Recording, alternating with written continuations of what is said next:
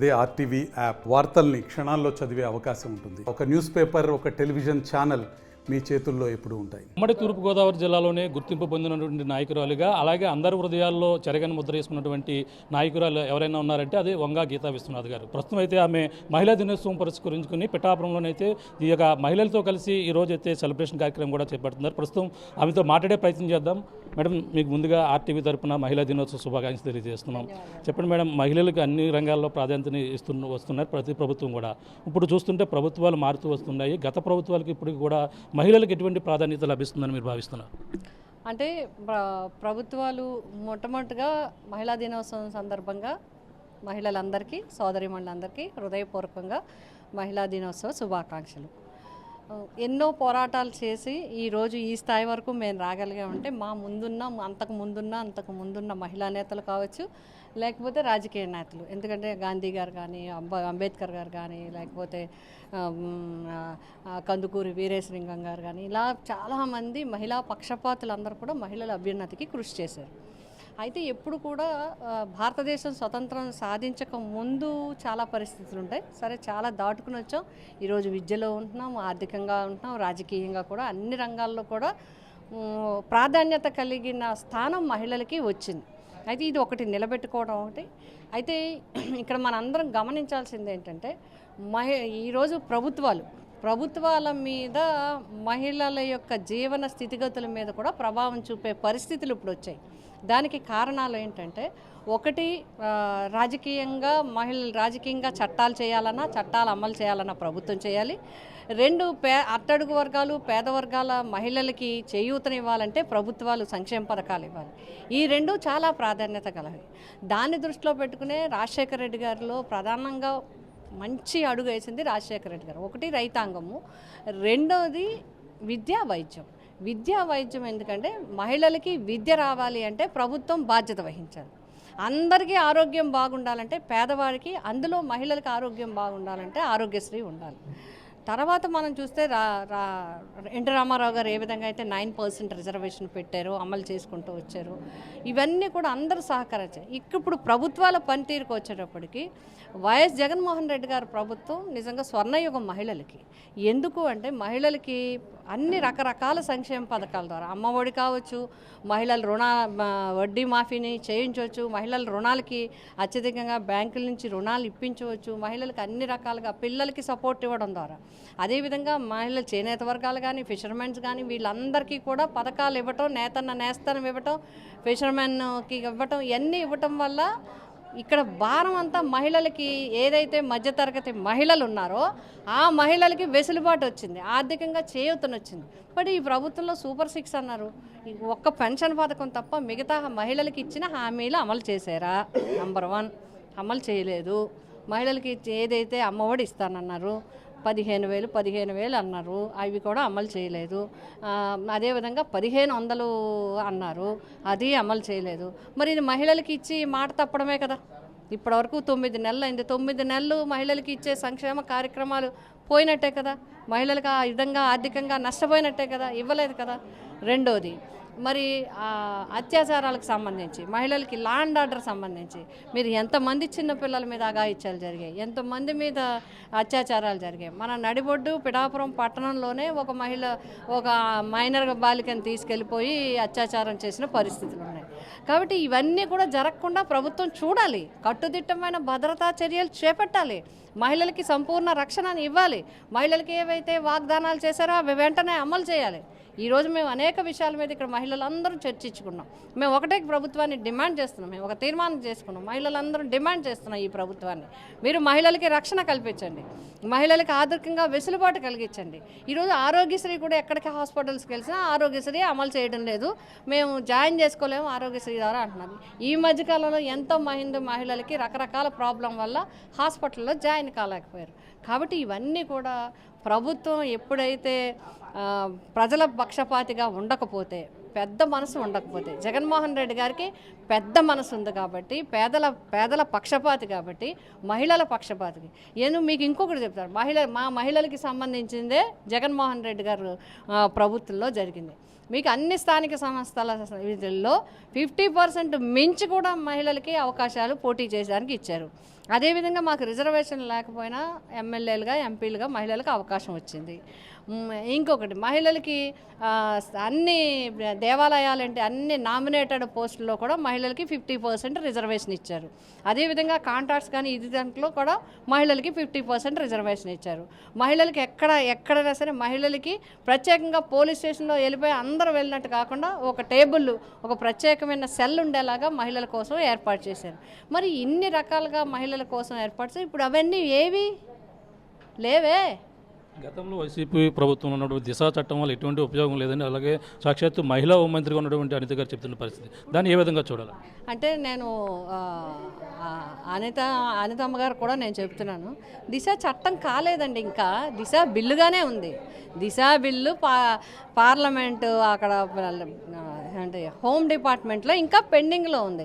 నేను దయచేసి home minister గారిని కోరుతున్నాను, మీ హోమ్ సెక్రటరీ గారితో సమాచారం తెప్పించుకోండి, ఈ బిల్లు ఎక్కడ ఉంది. అంటే మేము ఉండగా మా దగ్గర లెటర్స్ ఉన్నాయి, మేము అందరినీ ఉమెన్ వెల్ఫేర్ మినిస్టర్ని, లా మినిస్టర్ని, హోమ్ మినిస్టర్ని, రాష్ట్రపతి గారికి మొత్తం అందరినీ కలవడం జరిగింది. ఒక మూమెంట్ వచ్చింది, ఒక మూమెంట్ దాకా వెళ్ళింది. ఎందుకంటే 21 డేస్లో శిక్ష పడే విధంగా చట్టాన్ని మార్పు చేయాలి అంటే దాంట్లో చాలా రకాల మార్చాల్సిన సెక్షన్స్ అన్నీ కూడా మార్చాల్సిన అవసరం ఉంది. అందుకోసం ఆ బిల్లు ఇంకా కొంత నాకు తెలిసినంత వరకు ఉమెన్ వెల్ఫేర్ డిపార్ట్మెంటు ఆ డిపార్ట్మెంటు యాక్సెప్ట్ చేసింది. లీగల్ డిపార్ట్మెంట్లోనే పెండింగ్ ఉండాలి. ఇప్పుడు నేను కోరేది ఏంటంటే ఈ ప్రభుత్వాన్ని, హోమ్ మినిస్టర్ గారిని నేను కోరుతున్నానంటే మీ హోమ్ సెక్రటరీ ద్వారా సెంట్రల్ హోమ్ సెక్రటరీలో అసలు ఈ దిశ బిల్లు ఎక్కడ పెండింగ్ ఉంది, దీన్ని అమలు చేయడం వల్ల మహిళలకి లాభం ఉందా నష్టం ఉందా చెప్పమానండి. పోనీ ఇగో ఈ బిల్లులో ఈ సెక్షన్ వల్ల మహిళలకి అసలు లాభమే లేదు, మహిళలకి దీనివల్ల ఉపయోగం లేదని బిల్లు చదివి బిల్లు అవునా మంచిదా కాదా చెప్పమనండి. అది ఇంకా చట్టం కాలేదు, బిల్లు. అయితే ఇక్కడ మీరు చెప్పాలి దిశ చట్టం అంటే అది వాడుకలో చట్టం అంటారు.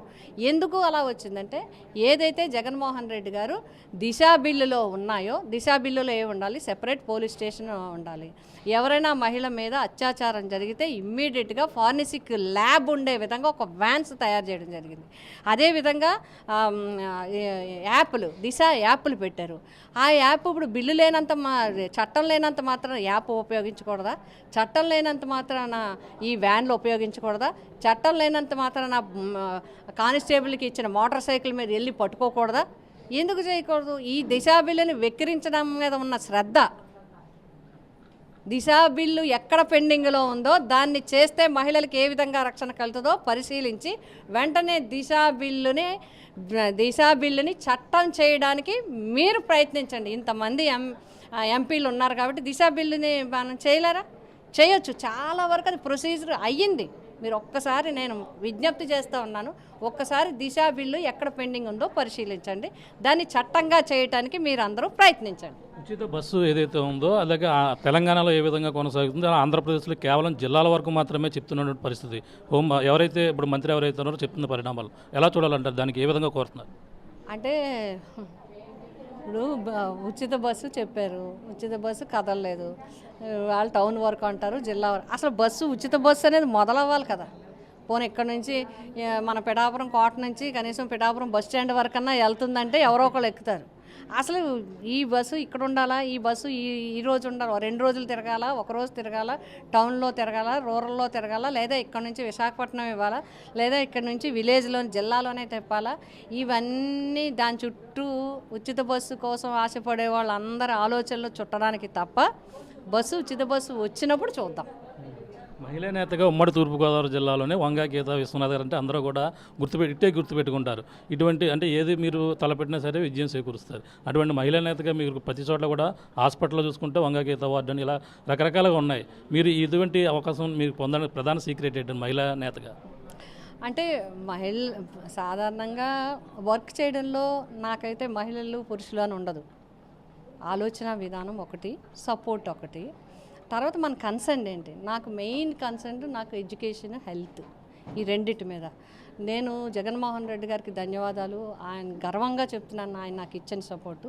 ఈరోజు నేను 100 పడకల ఈఎస్ఐ హాస్పిటల్ కట్టించగలిగాను. ఇవాళ దగ్గర 30 కోట్లతో మన ఎన్ఆర్ఐ ఫండ్స్తో, అమెరికా వచ్చిన ఎన్ఆర్ఐ ఫండ్స్తో తల్లి పిల్లల సూపర్ స్పెషాలిటీ హాస్పిటల్ జీజీహెచ్లో కట్టిస్తున్నాం. అలాగే దగ్గర ఆయుష్ హాస్పిటల్ ఒకటి సుమారు 15-20 కోట్లతో ఆయుష్ హాస్పిటల్ ఒకటి పూర్తి అయిపోయింది. అది కూడా తొందరలోనే ఓపెన్ కాబోతుంది. అట్లాగే మీరు ఈ టౌన్స్ అన్నింటిలో కూడా అర్బన్ హెల్త్ సెంటర్స్ని ఎక్కువ శాంక్షన్ చేయించింది మన కాకినాడ పార్లమెంట్ అనేది. మీరు కావాలంటే లెక్కలు చూసుకోండి, ఎక్కువ శాంక్షన్ చేయించి తీరు. నెక్స్ట్ వచ్చేటప్పటికి ఎడ్యుకేషన్ వచ్చేటప్పుడు నేను జిల్లా పరిషత్ చైర్మన్గా మహిళలు ఆడపిల్లలు చదువుకోవాలని చెప్పి సుమారు 100 ఈ ఎలిమెంటరీ స్కూల్ని యూపీ స్కూల్ చేశాను, యూపీ స్కూల్ని హై స్కూల్ చేశాను. హై స్కూల్లో హయ్యెస్ట్ బాయ్స్ గర్ల్స్ ఉంటే girls high school boys high school చేశాను. ఎందుకంటే నా తాపత్రయం కంపల్సరీ ప్రతి ఆడపిల్ల స్కూల్కి వెళ్ళి చదువుకోవాలని, అది చేయగలిగాం. తర్వాత బిల్డింగ్స్ కట్టించగలిగాం. ఇంకొకటి తర్వాత కేవీ స్కూల్ని శాంక్షన్ చేయించి బిల్డింగ్ 25 కోట్ల రూపాయలతో కేవీ స్కూల్ బిల్డింగ్ని కంప్లీట్ చేసి అందించడం జరిగింది. తర్వాత పిఠాపురంలో Indian institute of foreign trade, ఇది దేశం మొత్తంలో 3 ఉన్నాయి. ఒకటి ఢిల్లీ 1960లో, తర్వాత 2000లో కలకటా, తర్వాత పిఠాపురం. ఇప్పుడు 200 కోట్లతో SCZ కాలనీలో అది తయారవుతుంది. కాలేజీ ఏమో మన JNTలో నడుస్తుంది. ఇది toppest college, Indian institute of foreign trade. Foreign students కూడా అందులో వస్తారు, దేశవ్యాప్తంగా స్టూడెంట్స్ అందరూ. ఇదే కాదు, హోటల్ మేనేజ్మెంట్ కాలేజీ మీరు చూడండి. గతంలో Kakinada, Rajahmundry government polytechnic, government ITI ఎక్కడ ఉండేదంటే కాకినాడ, నెక్స్ట్ రాజమండ్రి. కానీ ఇప్పుడు తర్వాత ఎక్కడున్నాయంటే పిఠాపురంలో ఉన్నాయి. గవర్నమెంట్ ITI, గవర్నమెంట్ పాలిటెక్నిక్, ఇవన్నీ కూడా నేను చేయించగలిగాను. నాకు ఎడ్యుకేషను, హెల్త్ మీద నాకు ఇంట్రెస్ట్ ఎక్కువ. దానికి నాకు అందరూ సపోర్ట్ చేశారు. ముఖ్యమంత్రి గారు కూడా చాలా సపోర్ట్ చేయటం జరిగింది. అందుకే మీకు ఎందుకు మన గురుకుల పాఠశాలకి 6 కోట్లతో నేను ఎమ్మెల్యే ఉండగా 6 కోట్లతో శాంక్షన్ చేయించాను. అలాగే మన పిఠాపురం నియోజకానికి పర్మనెంట్ జిల్లా కోర్టు కూడా తేగలిగాం. ఇవన్నీ చేయగలిగామంటే నాది అట్టుగా గొప్పతనం కాదు, నాది ఆలోచన మాత్రమే. నాకు అందరూ సహకరించారు, మా సోదరులు సోదరీమణులు, మా నాయకులు, మా ప్రభుత్వం అందరూ కూడా నాకు సహకరించారు. అందుకే సాధించగలిగాం. తప్పకుండా అంటే ఒకటి నేను చెప్పగలను, మహిళలు అనుకుంటే సాధించగలరు. సందర్భం లేకుండా అడుగుతున్నాం. ఈరోజు పిఠాపురం నియోజకవర్గంలో రాజకీయ పరిణామాలు మారుతున్నాయి. అలాగే వైసీపీ నుంచి భారీగా జనసేనలో వెళ్ళిన పరిణామాలు చూస్తున్నాం. దీన్ని ఎలా చూడాలి? మాజీ ఎమ్మెల్యే పెండెం దొరబాబుతో పాటు జనసేన నుంచి జనసేనలోకి వెళ్ళిపోయిన పరిస్థితి ఉన్నది. ఇది అధికార మార్పిడులు రాజకీయాల్లో జరిగినప్పుడు అధికార మార్పిడి అనేది సహజంగా జరుగుతూ ఉంటాయి. అటు ఇటు చేంజెస్ అవుతుంటాయి, మారుతూ ఉంటాయి, వెళ్తూ ఉంటాయి, వస్తూ ఉంటాయి. ఇవన్నీ అందులో భాగంగానే ఇది చూడాలి తప్ప ఇది ఏదో పెద్ద విషయంగా చూడక్కర్లేదు. అయితే ఒకటైతే నా పర్సనల్ కన్సర్న్ అంటే అందరూ మాతో ఉంటే బాగుండు అనేది ఉంది. కాకపోయినా ఉన్న వాళ్ళందరితో మేము గట్టిగా స్ట్రాంగ్గా ఉంటాం. మా కొత్త కమిటీలు ఇప్పుడు అన్నీ కూడా సంస్థాగత నిర్మాణం జరుగుతుంది. గ్రామాలుగా వార్డులుగా మొత్తం మున్సిపాలిటీలో, నియోజకవర్గ స్థాయిలో, రాష్ట్ర స్థాయిలో, జిల్లా స్థాయిలో మా కేడర్ని అందరినీ కూడా అన్ని సంస్థాగత నిర్మాణం చేసి పార్టీని పటిష్టం చేస్తాం. జగనన్నకి తోడుగా మేమందరం నిలబడతాం. Thank you. ఇది పరిస్థితి. ప్రధానంగా చూసుకుంటే మహిళా దినోత్సవం సందర్భంగా ఈరోజు మహిళలతో కలిసి పిఠాపురం ఏదో వైసీపీ కార్యాలయంలో అయితే ఈరోజైతే కేక్ కటింగ్ కార్యక్రమం కూడా చేపట్టారు. ముఖ్యంగా చూసుకుంటే మహిళా నేతగా తూర్పుగోదావరి జిల్లాలోనే ఎన్నో కార్యక్రమాలు, గుర్తుండిపోయినటువంటి కార్యక్రమాలతో పాటు గుర్తుండిపోయినటువంటి ఎన్నో నిర్మాణాలు చేపట్టినటువంటి పరిస్థితి ప్రధానంగా ఉంది. అలాగే మనకు ప్రధానంగా చూసుకుంటే ఏదైనా సరే ఇప్పుడు గతంలో ఏదైతే జగన్మోహన్ రెడ్డి ప్రభుత్వంలో ఎన్నో మహిళలకి సంక్షేమ కార్యక్రమాలు అయితే చేపట్టారు. కానీ ఇప్పుడు ఉన్నటువంటి ప్రభుత్వంలో, కూటమి ప్రభుత్వంలో ఎటువంటి మహిళలకు సరైన ప్రాధాన్యత లేదు. అలాగే మనకు ప్రధానంగా చూసుకుంటే మహిళలకు సంబంధించినటువంటి ఏది కూడా దిశా చట్టం గతంలో ఎంతో పూర్తి స్థాయిలో తీసుకొచ్చినటువంటి పరిస్థితి ఉంది. కానీ దాన్ని పూర్తిగా మరుగున పెట్టేసినటువంటి పరిస్థితి అయితే ప్రధానంగా ఉంది. ఈ యొక్క దిశా చట్టం అనేది ఉంటే మహిళలకు పై అత్యాచారాలు కానీ ఏదన్నా ఘటన జరిగితే వాళ్ళపై ఇమీడియట్లీ కూడా వాళ్ళపై యాక్షన్ తీసుకునే విధంగా ఉంది. దానిపై పూర్తిగా అవగాహన పెట్టి మహిళా హోంమంత్రిగా ఉన్నటువంటి అనిత కూడా దీనిపై దృష్టి పెడితే ఎంతో ఉపయోగకరంగా ఉంటుందని చెప్పుకొచ్చినటువంటి పరిస్థితి ఉంది. ఏదేమైనా మహిళా దినోత్సవం దినోత్సవం పురస్కరించుకుని ఆమె అయితే ఈరోజు మహిళలతో కలిసి పలు కార్యక్రమాలు పిఠాపురం నియోజకవర్గంలో చేపట్టారు. అలాగే వైసీపీలో మారుతున్నటువంటి పరిణామాలు భారీగా వైసీపీ నుంచి జనసేనలోకి వెళ్ళినటువంటి పరిస్థితి ఉంది. ఏ విధంగానూ కూడా వైసీపీలో ఎటువంటి నష్టం లేదు, వెళ్ళినా సరే ఇప్పుడంతా కూడా ప్రతిష్టంగా నూతన కమిటీలు వచ్చే నూతన నిర్మాణంతో మొత్తం మరింత ప్రతిష్టంగా వైసీపీ మరింత బలంతో పిఠాపురం నియోజకవర్గంలో పనిచేస్తుందని వంగా గీతా విశ్వనాథ్ చెప్తున్నటువంటి పరిస్థితి ప్రధానంగా ఉందని చెప్పాలి. ఇది కూడా ఉన్న తాజా పరిస్థితి. మరిన్ని వీడియోస్ కోసం ఛానల్ ని సబ్స్క్రైబ్ చేయండి. లేటెస్ట్ అప్డేట్స్ కోసం వాట్సాప్ ఛానల్ ని ఫాలో అవ్వండి. ఆ లింక్ డిస్క్రిప్షన్ లో ఉంది.